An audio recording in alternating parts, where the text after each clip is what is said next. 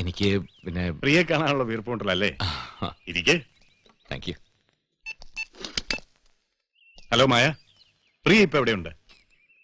All right. Deepak ഇവിടെയുണ്ട്. മായ കുട്ടിയും കുട്ടിക്കൊണ്ട് ഇങ്ങോട്ട് വാ. ഓക്കെ. ഇന്നലെ വൈകുന്നേരം ഞാൻ പ്രിയയുമായി കുറച്ചേരം സംസാരിച്ചു. She is absolutely normal.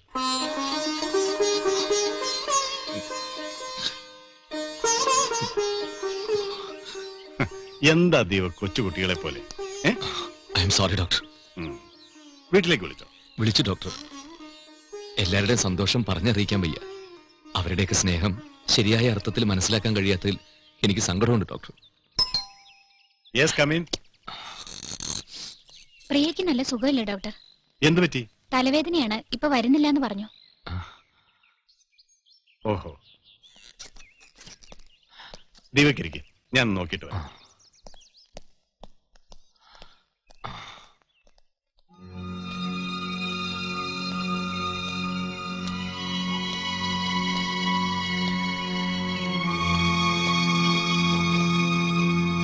പ്രിയ,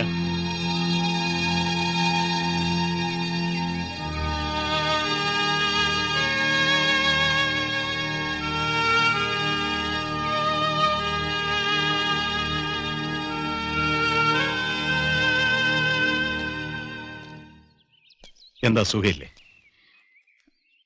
അത് തലവേദനയുണ്ടോ? ഇല്ല ഡോക്ടർ. പിന്നെ മായ പറഞ്ഞു? അത് അങ്ങോട്ട് വരാതിരിക്കാൻ ഒരു കാരണം പറഞ്ഞേ ഉള്ളൂ.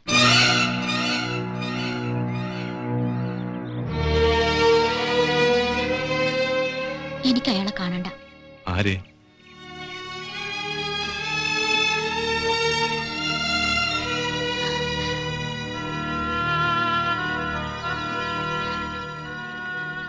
ഡോക്ടർ പറഞ്ഞതും അല്ലാതെ ഞാൻ മനസ്സിലാക്കിയതും എല്ലാം എന്റെ ഓർമ്മയിലുണ്ട്.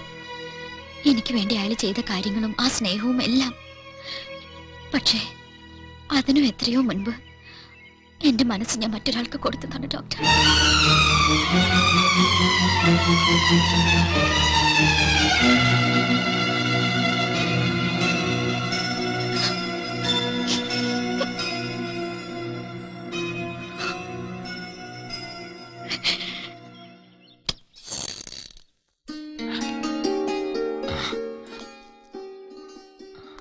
പ്രിയക്ക് കുഴപ്പമൊന്നുമില്ല, വിശ്രമിക്കുക.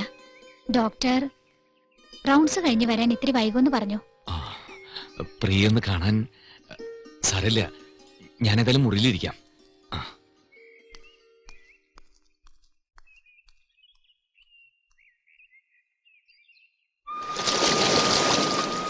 അച്ഛന്റെ ടെലഗ്രാം കിട്ടിയപ്പോൾ ഞാൻ നാട്ടിലേക്ക് വന്നു. സ്റ്റേറ്റ്സിലുള്ള ഒരാളുമായി അച്ഛൻ എന്റെ കല്യാണം ഉറപ്പിച്ചു വെച്ചിരിക്കുകയായിരുന്നു.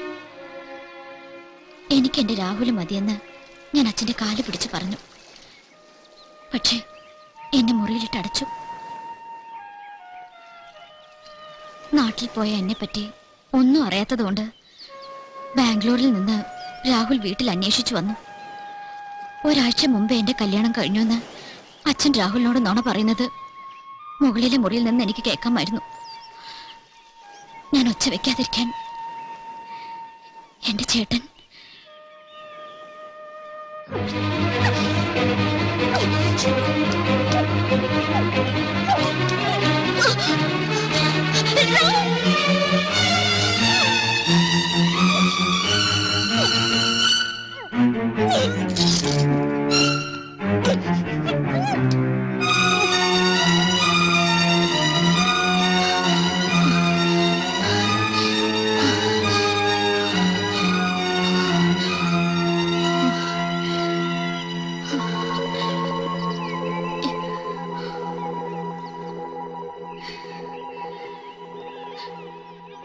കണ്ണീരിന്റെ നനവിൽ രാഹുൽ പടിയിറങ്ങി പോകുന്ന ആ ചിത്രമാണ് എന്റെ ഓർമ്മയിൽ ഒടുവിലത്തെ കാഴ്ച.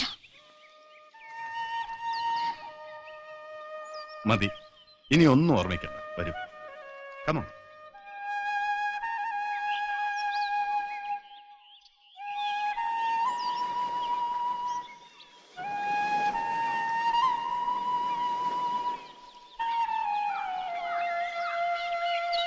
ഈ കിട്ടിയ ജീവിതം കരഞ്ഞും കണ്ണീര് കുടിച്ചു അലങ്കോലപ്പെടുത്താനുള്ളതല്ല. നമുക്ക് സന്തോഷിക്കാൻ കഴിയുമെങ്കിൽ മറ്റുള്ളവർക്കും ഇത്തിരി സന്തോഷം കൊടുക്കാൻ അതിനുള്ളതാണ്. ദീപകിന്റെ സന്തോഷമാണ് പ്രിയ. പ്രിയയെ ജീവിതത്തിലേക്ക് തിരിച്ചു കൊണ്ടുവരാൻ എന്തും ത്യജിക്കാൻ അയാൾ തയ്യാറായി. ആ സ്നേഹത്തിന് മുന്നിൽ പ്ലീസ് ഡോക്ടർ, ഇക്കാര്യം തന്നെ വീണ്ടും വീണ്ടും പറഞ്ഞിട്ട് ഒരു പ്രയോജനമില്ല. ഞാൻ സ്നേഹിച്ചത് രാഹുലിനെ മാത്രമാണ്. ദീപക് സ്നേഹിച്ച് പ്രിയ മാത്രമാണ്. അതെന്റെ ബോധത്തിലുള്ള കാര്യമല്ല. അത് ദീപകിന്റെ തെറ്റാണോ? തെറ്റ് ശരിയൊന്നും എനിക്ക് അറിഞ്ഞൂടാ. ദയവേത് ഡോക്ടറിന് ഇക്കാര്യം സംസാരിക്കരുത്.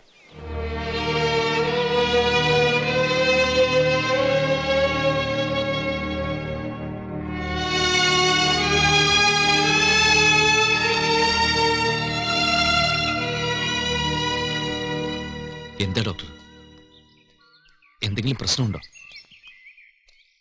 അത് ഇതിനു മുമ്പ് ഇങ്ങനെ ഒരു സന്ദർഭം ഒരിക്കലും എനിക്ക് ഫേസ് ചെയ്യേണ്ടി വന്നിട്ടില്ല. അതുകൊണ്ട് ഡോക്ടർ, പ്രിയയ്ക്ക് വീണ്ടും എന്താണെങ്കിലും പറഞ്ഞോളൂ.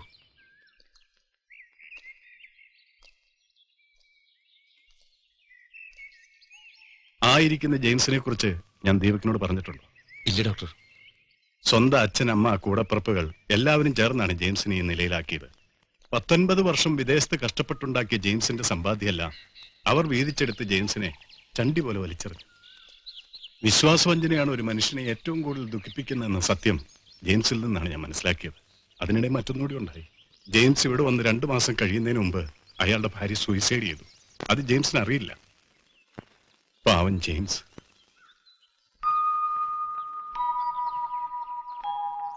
ഞാൻ പലപ്പോഴും ചിന്തിച്ചിട്ടുണ്ട്, എന്തിനാണ് ജെയിംസിനെ ട്രീറ്റ് ചെയ്ത് ഭേദമാക്കുന്നത്? പുതിയ നഷ്ടങ്ങളെക്കുറിച്ച് ഓർമ്മിപ്പിച്ച് അയാളെ സങ്കടപ്പെടുത്താനോ? ഈ ജീവിതത്തിനിടയിൽ ഇതുപോലെ മനസ്സ് നോക്കുന്ന എത്രയോ കഥകളുമായി ഒട്ടേറെ പേർ എന്റെ കൺമുമ്പിലൂടെ കടന്നുപോയിട്ടുണ്ട്. എനിക്ക് ദീപകിനോട് ഒന്നേ പറയാനുള്ളൂ, അടുത്ത നിമിഷം ഒരു ദുരന്തം സംഭവിച്ചേക്കാം. ആ രീതിയിൽ നമ്മുടെ മനസ്സിനെ ട്രെയിൻ ചെയ്ത് നിർത്തുക. അതേ നിവൃത്തിയുള്ളൂ.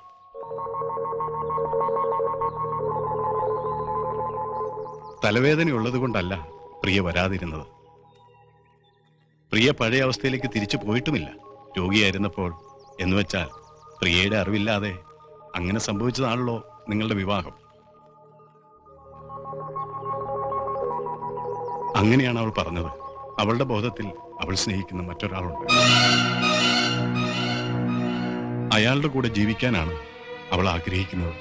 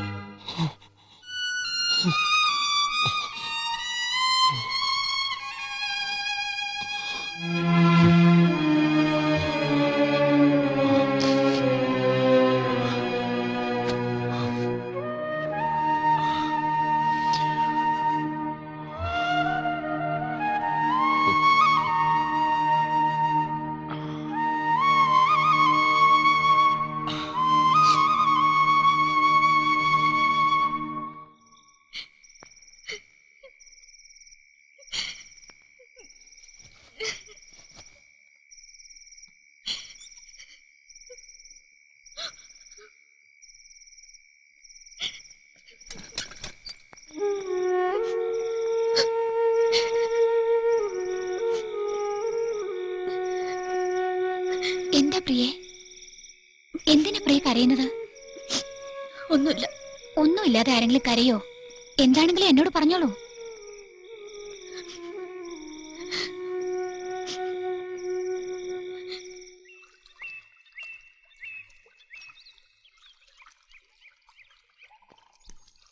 ഡോക്ടർ, ഞാനിന്ന് മടങ്ങുകയാണ്. പ്രിയയുടെ ഇനിയുള്ള കാര്യങ്ങളൊക്കെ ഡോക്ടർ നോക്കണം. ഞാൻ വല്ലാത്തൊരവസ്ഥയിലാണ് ദീപക്. ഞാനാണോ ഡോക്ടർ അതിന് കാരണം? എന്ത് പറയണമെന്നോ എന്ത് ചെയ്യണമെന്നോ എനിക്കറിയില്ല. ഒരാളുടെ രോഗം ഭേദമാകുമ്പോൾ ഡോക്ടർ അനുഭവിക്കാറുള്ള സന്തോഷത്തെ പറ്റി ഡോക്ടർ തന്നെ എന്നോട് പറഞ്ഞിട്ടില്ലേ? ഞാൻ ഡോക്ടറുടെ രോഗിയല്ലല്ലോ, അതുകൊണ്ട് എന്റെ കാര്യം വിട്ടേക്ക്. ഇനിയും ഞാനിവിടെ നിന്ന പ്രിയയുടെ ടെൻഷൻ വർദ്ധിക്കുകയുള്ളൂ.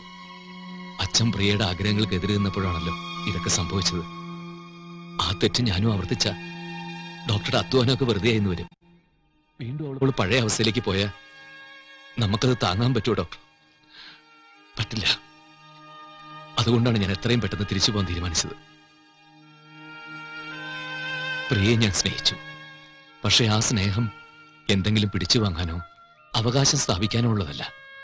സ്നേഹിക്കുന്നവരുടെ ഇഷ്ടങ്ങൾ സാധിച്ചു കൊടുക്കലും സ്നേഹം തന്നെയാണ് ഡോക്ടർ.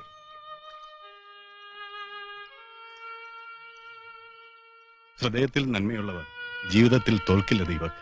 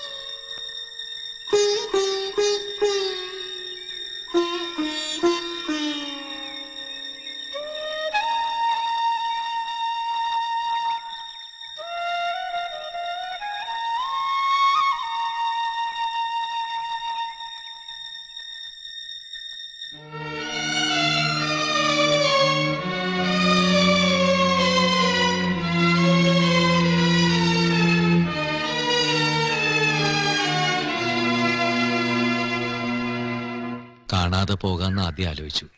പക്ഷേ നമുക്കിടയിൽ പ്രശ്നങ്ങൾ എന്തെങ്കിലും ഉണ്ടെങ്കിലല്ലേ അങ്ങനെ പോകേണ്ട കാര്യമുള്ളൂ. പിന്നെ ഒരു സംശയം ബാക്കി നിന്നു. എന്നെ കാണുന്നത് പ്രിയയ്ക്കൊരു ബുദ്ധിമുട്ടായി തോന്നുമെന്ന സംശയം. എന്തായാലും ഇങ്ങോട്ട് ഒരുമിച്ച് വന്നല്ലേ, ഒറ്റയ്ക്ക് മടങ്ങി പോകുമ്പോൾ ഒന്ന് കണ്ടിട്ട് ഒരു വാക്ക് പറഞ്ഞിട്ട് പോകാൻ തോന്നി. ക്ഷമിക്കണം.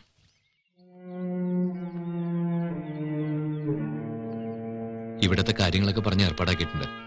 മുറിയുടെ താക്കോൽ മായയുടെ അടുത്ത് കൊടുക്കാം.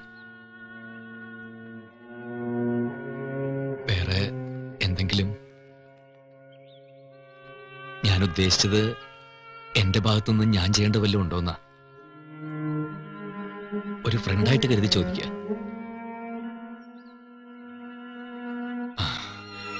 ഡോക്ടർ എന്നോട് പറഞ്ഞു അടുത്ത നിമിഷം ഒരു ദുരന്തം സംഭവിക്കുന്ന മട്ടിൽ മനസ്സിനെ ട്രെയിൻ ചെയ്യണമെന്ന്. പക്ഷെ ഒന്നും വേണ്ടി വന്നില്ല. എല്ലാം കൊണ്ടും എനിക്ക് സന്തോഷമല്ലേ ഉള്ളൂ. പ്രിയയുടെ അസുഖം മാറണമെന്ന പ്രാർത്ഥന ദൈവം കേട്ടു. ഞാനതിനൊരു കാരണക്കാരനായല്ലോ.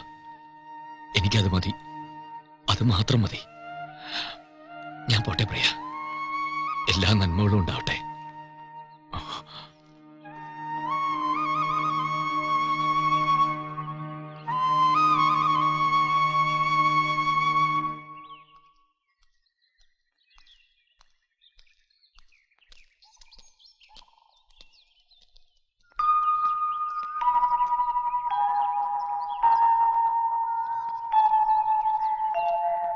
അമ്മേ, ദീപു അല്ലേ ഇത്? എവിടെ മോനെ ദീപു? എത്ര നാളായിടാ നിന്നെ ഒന്ന് കണ്ടിട്ട്. നീ വരണ്ടെന്ന് പറഞ്ഞെങ്കിലും അമ്മയ്ക്ക് ക്ഷമ കിട്ടും. അങ്ങനെ ഓടിപ്പോന്നതാ.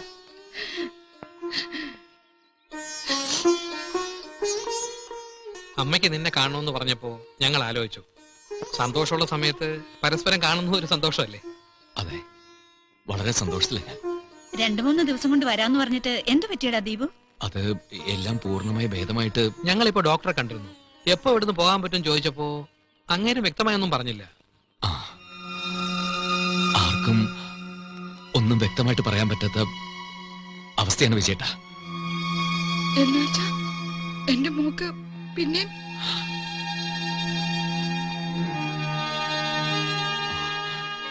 എന്തിനാ ഇപ്പൊ എല്ലാരും ഇങ്ങോട്ട് വന്നത്? വരണ്ടെന്ന് ഞാൻ പറഞ്ഞല്ലേ?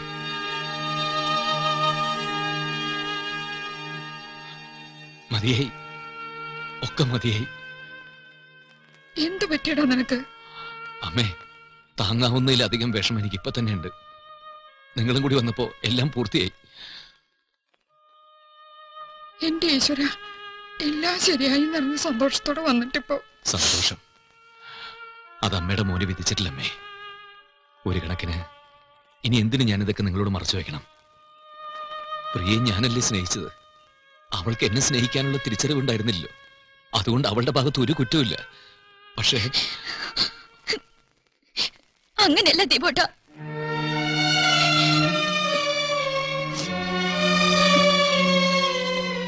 എനിക്ക് സ്വബോധം വന്നപ്പോ ആദ്യം തെളിഞ്ഞു വന്നത് എന്റെ അച്ഛന്റെ മുഖമാണ്. രാഹുലിനെ സ്നേഹിച്ചതിന് എന്നെ മാനസികമായി തകർത്ത എന്റെ അച്ഛന്റെ മുഖം. ആ അച്ഛനെ തോൽപ്പിക്കാൻ രാഹുലിന്റെ കൂടെ ജീവിക്കുമെന്ന് ഞാൻ തീരുമാനിച്ചു. പക്ഷേ എന്റെ മനസ്സിൽ അപ്പോഴും ദീപോട്ടനുണ്ടായിരുന്നു. എന്റെ കഴുത്തിൽ താലി കെട്ടിയ ദീപോട്ടൻ, എനിക്ക് വേണ്ടി പലതും ഉപേക്ഷിച്ച ദീപോട്ടൻ.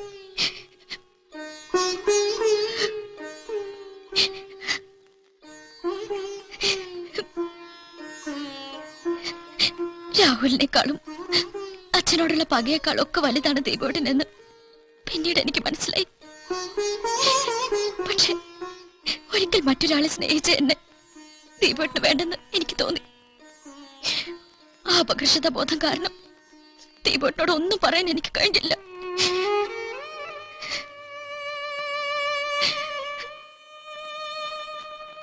എന്നോട് പുറത്ത് എന്നെ കൂടെ കൊണ്ടുപോകുന്ന ഞാൻ ആഗ്രഹിച്ചു.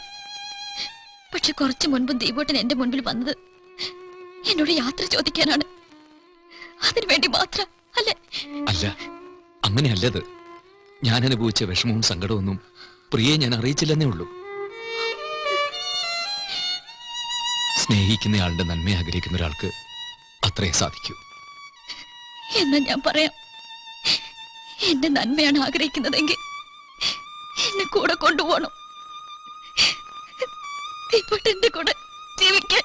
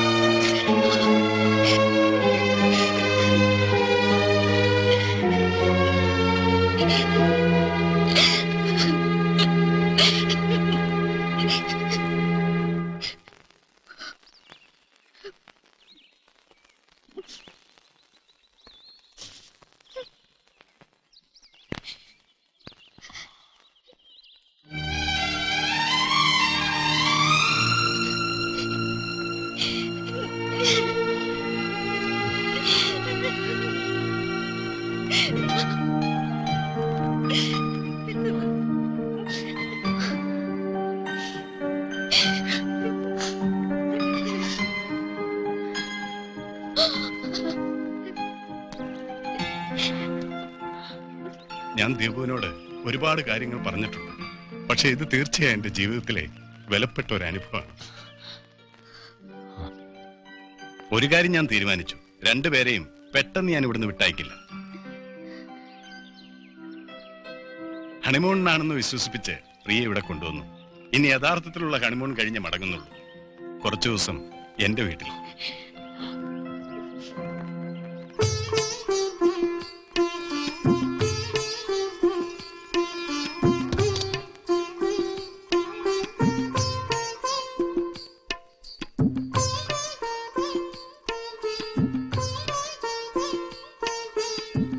ദീപേട്ടാ, ദീപേട്ടാ,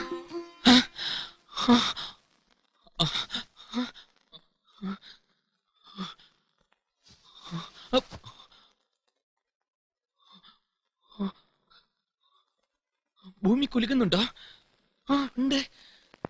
ഭൂമി മാത്രല്ല, ഈ മൂലി കുലുങ്ങുന്നുണ്ട്, കട്ടില് കുലുങ്ങുന്നുണ്ട്.